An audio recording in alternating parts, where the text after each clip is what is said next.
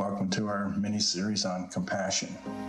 When I talk about compassion, I'm calling authentic compassion. Over the next 3 brief times together, you're going to learn in session 2 what authentic compassion is and what it isn't. We'll talk about the 3 phases of authentic compassion. The first one being self-compassion, starting with ourselves, and then moving into specifics about ourselves, the need to forgive others, and then finally we'll look at kindness towards others. In session 3, we'll show you how to develop the 3 essential components of authentic compassion. The first being awareness that someone is experiencing emotional or physical pain and could really benefit from our health. That's a vitally important step in authentic compassion, is that awareness. Next will be the cultivation of a genuine compassion to help them. This transcends our willpower and things like that. You're going to see that there's a skill set that can be learned that generates this genuine desire to help. And finally, we'll talk about taking appropriate action.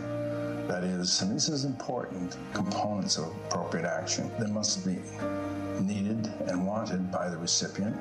Very important. Not just fulfilling some of our own needs, although that's important. They must be useful and effective, must be unconditional and timely. But today, let's talk for a moment about what's in it for us. Why bother? Now, this may seem like a strange place to start this mini-series, but there's reasons for doing this. And the reasons mainly are that we need to stay motivated to do what we want to do. There's a very significant role that motivation plays in authentic compassion. The first is that being compassionate with other people enhances our own emotional well-being. The research on this is indisputable. Our awareness of someone needing help fires very important cells in our brain. We become aware, right now that you're listening to me. Just for a moment, become aware that you're listening to me. So you're listening to my words, but you've just become aware that you're doing it. That's a really important level of awareness we call mindfulness. And when we're mindful like that, this fires a part of the brain called the medial prefrontal cortex. Don't worry about remembering terminology, but just know that as we become aware of others' needs, we are growing a very important part of who we are and what is our potential. This part of the brain is responsible for our own good feelings, cooperation with others, emotional resilience, intuition, purpose and meaning. It is very rich with these kinds of benefits. The next benefit that comes to us from authentic compassion is the physical benefits. And I hear about something called oxytocin. Once again, don't worry about the name, but it just is something that takes place in us. To measure it in the blood, actually. If we touch someone briefly, or if they touch us, if we have a hug, or we even have a handshake, research shows us that our immune system is significantly enhanced. We have calmed our cardiovascular system. We activate something called the vagus nerve, which is tied to so many of the positive physical properties that we have. In nursing homes, if they just touch someone, this is good research, touch someone 5 times a day for like 10 seconds, they reduce depressions by over 30%. Maybe you heard some of the studies on premature babies from being touched, how they significantly advance and come back to their regular development level. This is as a result of touch. And these things happen when we get involved in authentic compassion with others. Finally, just a knowing that we are social animals and we are given rewards within our bodies and minds for keeping the herd safe by contributing to the herd and the family or community, however you want to describe it. And these strong moments bring us meaning and purpose in our life. So let's just conclude by maybe stating this. As we fully participate in this process of authentic compassion, we slowly start to awaken beyond our illusion of our separateness from others. We continue to experience some others whom we support and help with our typical preferences and resistances. However, by staying aware, we all also start to get connected to what is common between us and them. This awareness brings a sense of unity to our roles and our relationships. And as this sense grows, compassionate action, our awareness of our shared humanity and common needs for respect, security, understanding, consolation, meaningful roles, and love start to weaken our resistances to indifferences and dislikes.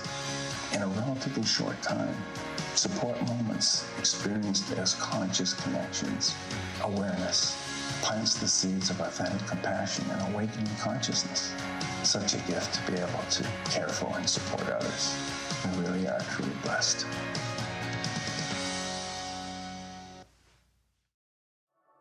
So welcome back to our second session in our series of 3. Today we're going to talk about what is authentic compassion and what it isn't. You'll recall from our session 1, we identified 3 stages, if you will, of authentic compassion. We talked about self-compassion, and we talked about forgiveness to other people, and then kindness to others. We're going to unpack each of those for you in the next couple of minutes. So self-compassion begins, I would suggest, in the action towards other people. When we care for others, our self-care is found within that. And this is one of the most profound ways of being compassionate to oneself. You recall in our first session, we talked about the benefits that come to us as a result of caring for other people, the emotional benefits and the physical benefits, that conscious connecting, the meaning and purpose it brings to our life. And these are all elements of self-care. I like the way one of my teachers, Thich Nhat Hanh, phrased it. He said, when we're more conscious, love and compassion appear as being selfless. In mindful relationships, we do not relate only to the other, though. We relate to us. Compassion's communion brings us together in a whole. It does not see the world's pain and sorrow as other. It is shared and it is ours. When we allow our shared vulnerability and humanness, love and compassion are as natural as our breath, and without hesitation, we act to help. Let's talk about the second part of authentic compassion, which is forgiveness towards others. It's extremely difficult to bring unconditional caring to others when we still have our heart closed with some other people in our life. I like to make this statement, have mercy on you, forgive them. So when we forgive others, this brings us to a level of being now able to share the benefits of that with other people. And when our forgiveness is kept to the side through anger, upset, even hatred in some ways, this is significantly compromising our ability to be compassionate with other people. So have mercy on me, and I will forgive you. To do that is a really important understanding. A closed heart has ramifications across all relationships. So really important piece to understand in that one. And then finally, let's talk about kindness towards other people. We require self-awareness, as we mentioned, and this self-awareness brings us to a level of being able to be kind to other people. One of the first dimensions that we must transcend, which awareness brings us through, is some of what I call kindness killers. Something like, I need to be appreciated by others. I need to be recognized and affirmed. And I need to be in control. These are all kindness killers because each of them compromise the relationship. This relationship being about usness does not have these dimensions involved. And the awareness that we bring through our mindfulness practice really significantly facilitates that. Make sure that we must include these. Remember, I shared with you, people who we're supporting must want what we're giving them. They must need it. It must be useful and effective for them. It must be unconditional as best as we possibly can. And it does also need to be somewhat timely. So these are the 3 dimensions for bringing kindness towards others, and we do our own internal work, and these become natural to us. They're not forced, they're not even brought through willpower. They're become a part of who we are. Today we're going to talk about how to develop authentic compassion.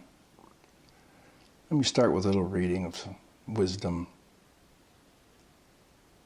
Once upon a time, an old man was standing by the side of the road when someone sped past him, and it appeared deliberately drove through a mud puddle and soaked the old man. The old man immediately shouted after the driver, "May your life be filled with health and happiness, and your every dream come true."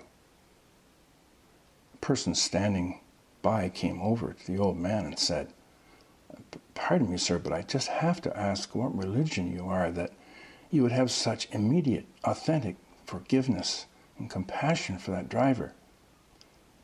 The old man looked at the questioner and said, "It's got nothing to do with religion. I just know that if that driver gets their needs met, they will not need to go about being angry with old men standing by the side of the road." One of the significant ways that we develop authentic compassion is to do the work on ourselves.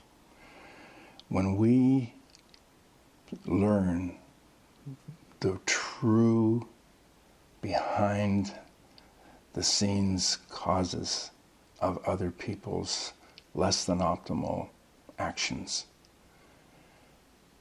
we can then start to bring to others an authenticity in terms of helping them. Often it's the lack of knowing, really knowing, that sets up resistances to us, even with people that we're trying to be compassionate with. So number one, get to know yourself and get to know the way we need to understand the predicament, the human predicament that so many people are in. I'd suggest that authentic compassion is really a byproduct of some of the personal commitments that we make to know ourselves better and therefore to know others. Next, we need to develop the skills of awareness. We've talked about this before. Mindfulness is an excellent form of skill set for that. This helps with our own emotional self-regulation, because there are going to be times when we are wanting to be authentic and kind, but things are not going to go our way. People are not going to show up on time. People are not going to be in any way appreciative of what we do for them. And if we do not have our own conscious emotional self-regulation, this can start to set up a disconnect, and our authenticity starts to fall away. Oh, our behavior may stay impeccable, but we need to have the heart connecting as well as the head and hands, right? Next, we talk about this forgiveness of others before we can even attempt to be loving with other people. I liked what Dr. King gave a one line once. He said, "I so dislike that man, I must spend much more time with him." This is a nice way to look at possibility of more forgiveness. And then in looking at the kindness to others specifically, we offer a compassion practice. It's a mindfulness app that's on our website, centerforconsciouscare.ca, and go to our mindfulness resources, and there you'll see compassion practice. It's about a 20-minute exercise, and this is the number one way to develop. And it really involves bringing us to a deep meditative and conscious state. And in that state, we walk you through some scenarios with different people and show you how to actually cultivate this deep sense of caring from within those practices. So let's just end with an important quote adapted from the Buddha. In the end, only four things really matter: how much you loved, how gently you lived, how gracefully you let go of things not meant for you, and how well you helped others to love, live gently, and let go. My final suggestion is to think big, set goals that are really meaningful in terms of caring for other people, supporting other people unconditionally. But start small. But do small every day. Thanks for listening to our 3-part series. I'd like you to now just to take a posture that for you is alert but relaxed, just like you've done other times together. And we'll do this little exercise together. Encourage you to close your eyes in your practice sessions. You say eventually you're going to be doing this on the hoof in the moment. You're going to be doing this actually when you're talking to that difficult person. But for now in practice, keep it, as few variables as possible, which means closing the eyes helps with the competition, if you will, put through the visual sense door. So as you've done many times before now, just start to breathe just naturally. Naturally, as we've defined it, is on a 2-to-1 ratio. So we always attempt to breathe twice as long on the exhalation as we do the inhalation. So either 2 on the inhalation and a 4 on the exhalation, or ideally 3-6. Number 2, we want to make sure that we continue to breathe through our nose through the whole practice as much as possible.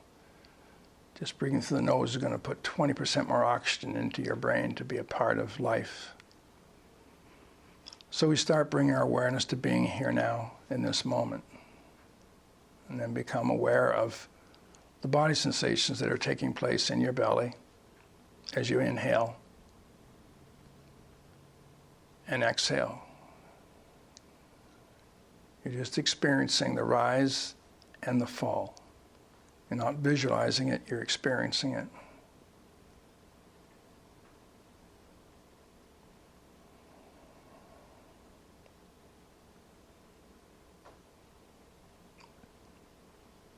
Now as thoughts come in, which they will for everyone, your only job is to catch yourself when that thought comes in, and for now, gently but firmly come back to the focus, which right now is breathing, paying attention to sensations in the belly.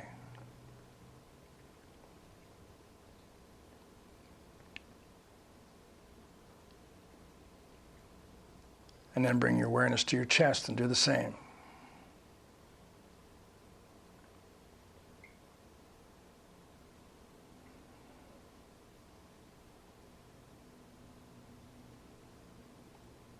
And then come to your nostrils and do the same.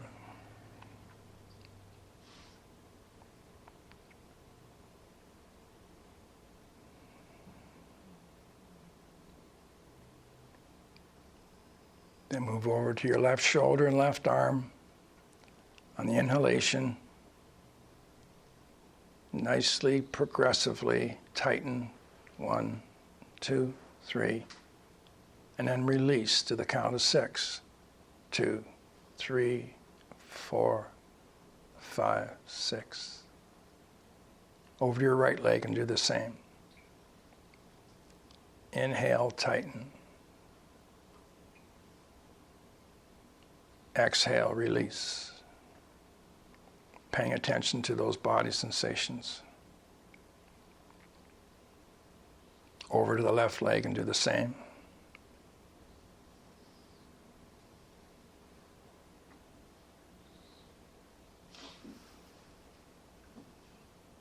And back over to the right arm and shoulder and do the same.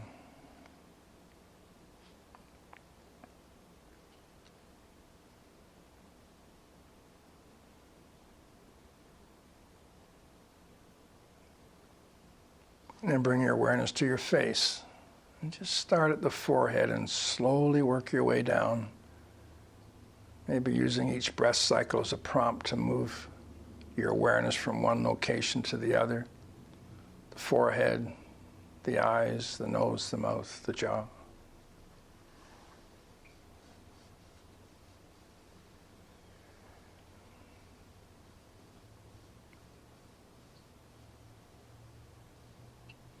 Continuing to breathe through the nose. Inhale and exhale.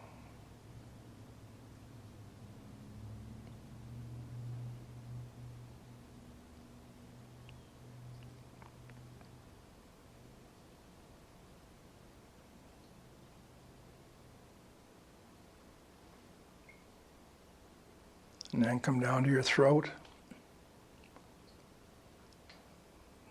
Location in the body that often first manifests sadness, grief.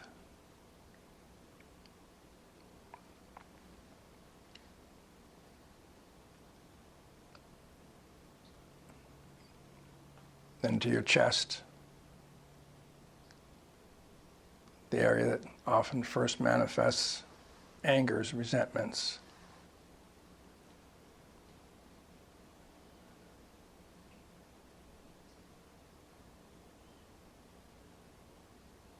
And then back to the belly,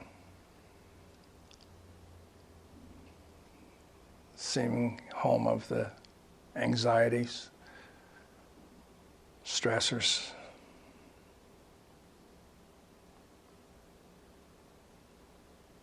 And then we leave those body sensations in the background for now, and we turn the same witness, the same noticer, same observer. I'm going to turn that on the thinking mind now. But we're not going to pay attention to the content of our thoughts. We're just interested in the form or the ways that thoughts arise out of the neural circuitry. We've mentioned that there's 4 basic ways. One is words, sentences. We call that talk thinking. Others of you may think sometimes in pictures or mind movies. We label that as image thinking. Then sometimes there won't be anything coming up. It just seems to be flatline, just nothing. When we identify and recognize that, we label that as none, as in nothing's happening. And everything else, you're going to find, maybe already you've found that there's something that's happening that's not quite none, but it's not a clear image or talk. I call it a precognitive rumble. It's likely thought molecules just being pulled together. No matter what it is, all you have to do is observe and label it as some, as in something. So now just take those 4 labels and just observe what comes up. You're not going to try to make anything happen. And you're definitely not going to shut anything down. You're just being the observer of your PFP doing what it wants to do.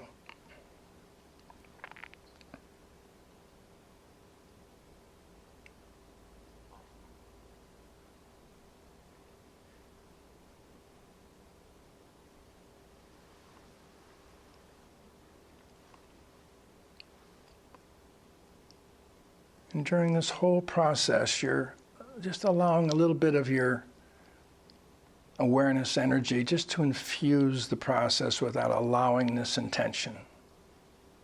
Just whatever's happening. Just allow. Let it be.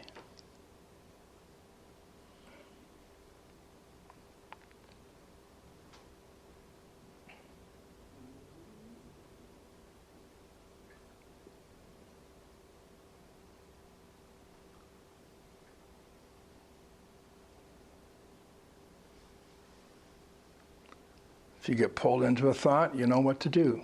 Just catch yourself, gently but firmly return to being the observer of whatever form thoughts are arising in.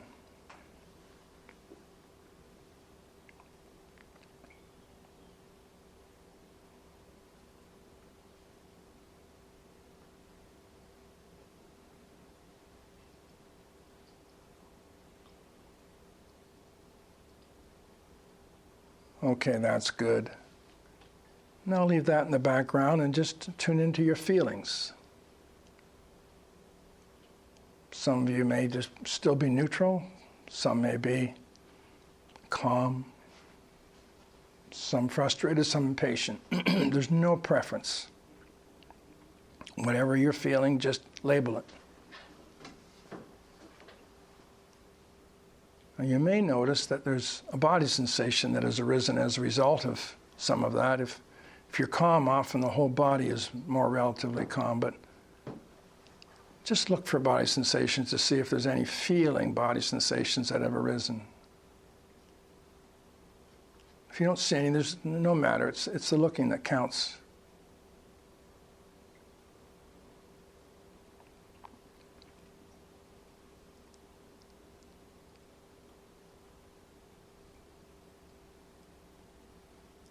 Okay, that's good. Now, before we apply this to our app, I'd like you to put all of that together.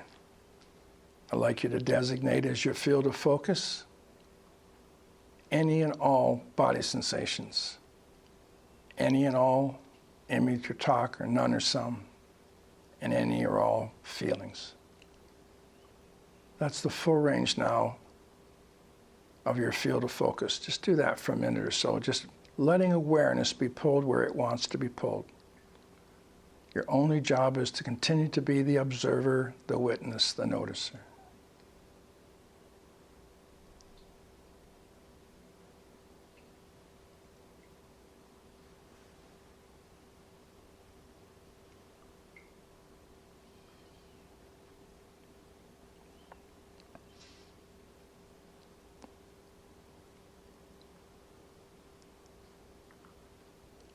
You are literally at this moment experiencing the manifestation of Be Fit as it is applied to PFP. All of your PFP has come down now to these 4 dimensions of Be Fit.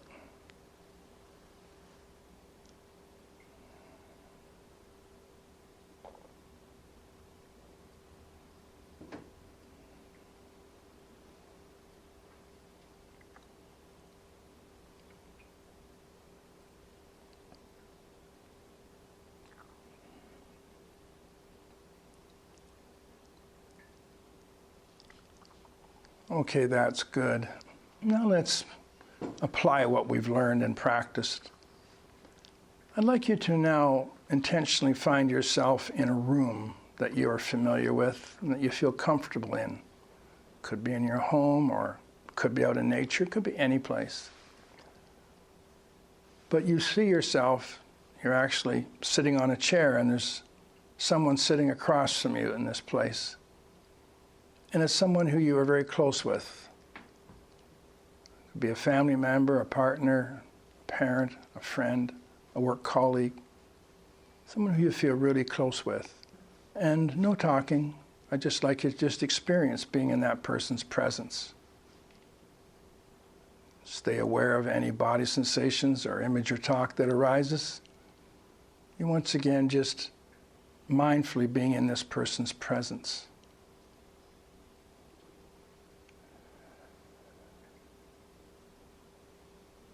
Experiencing what it's like to. Is there any body sensations that are activated? Pleasant. Maybe a smile appearing. Catch that. Soak in the positive energy coming from this interaction of just being present with each other.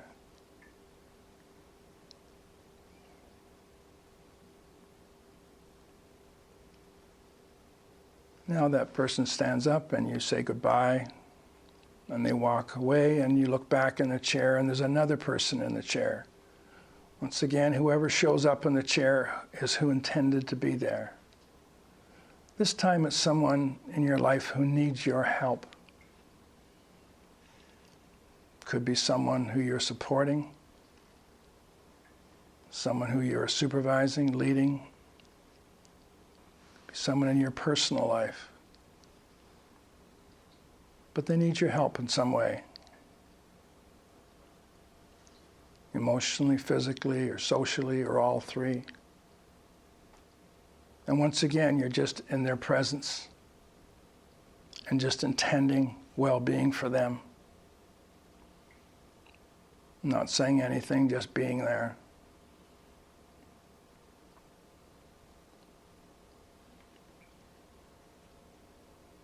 Take notice of what's happening in your body and in any of your thinking process or your feeling process. Just being in the presence of this person who needs you.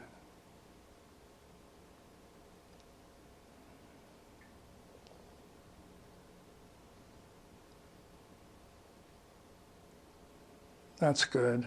Now this person gets up and leaves, and you say goodbye. And you come back to the chair, and the person who's sitting in this chair is a difficult person in your life. Someone in the past or someone in the present. Someone where you would definitely acknowledge that you have a part of your heart closed to who they are and what they are. And just as best you can, just sit in their presence. No talking, just as best you can, if you can intend their well-being, just like you did with that earlier person who needed you.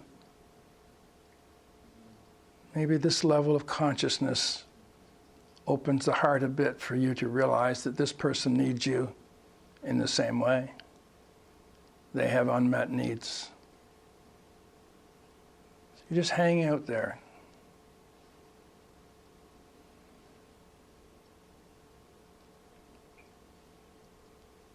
In your own mind, you wish them well. You wish them peace. And they get up and leave. Say goodbye. You look back in the chair, and now there's a 4 or 5-year-old girl or boy. You realize this is the person who was just in the chair. An earlier time in their life. And once again, you just sit there with an awareness. Just being in their presence. Intending their wellness. Appreciating their innocence.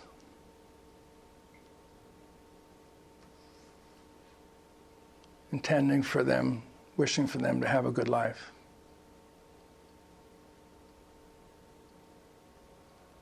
And they stand up and leave. And you go back and one more time look in that chair. And there's a reflection of you in that chair. And you're just going to hang out with yourself for a bit.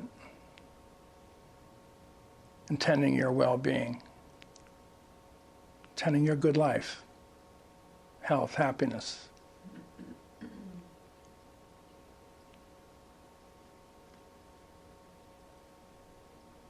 And then we come back to being aware of our breathing again, where we started.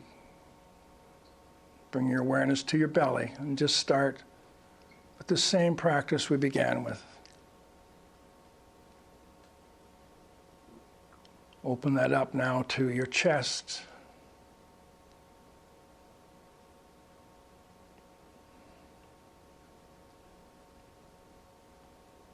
Now open that up to experience of the nostrils.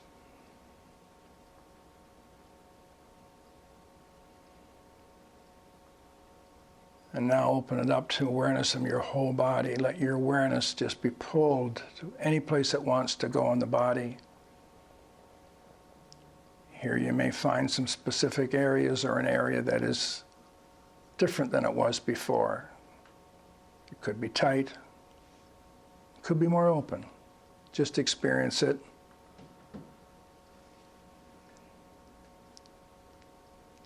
Then add to this any and all thought forms, image, talk, some or none. Let awareness just go to observe now body and thinking.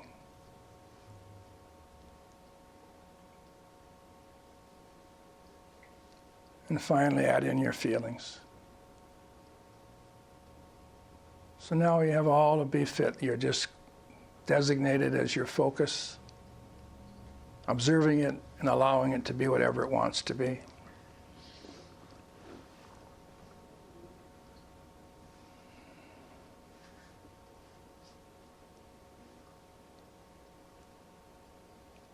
And then we'll close this exercise as we do all exercises, starting with a statement of gratitude.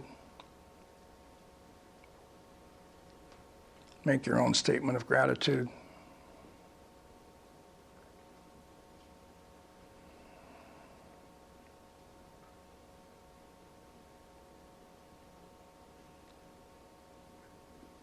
Maybe add an intention to that, an intention to be the absolute best you can be today.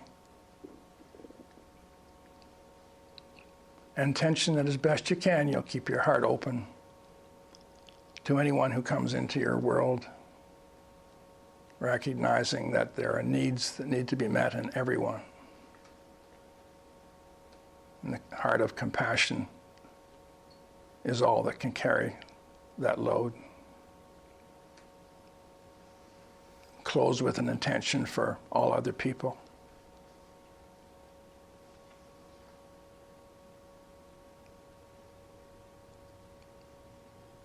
And when you're ready, just mindfully open your eyes.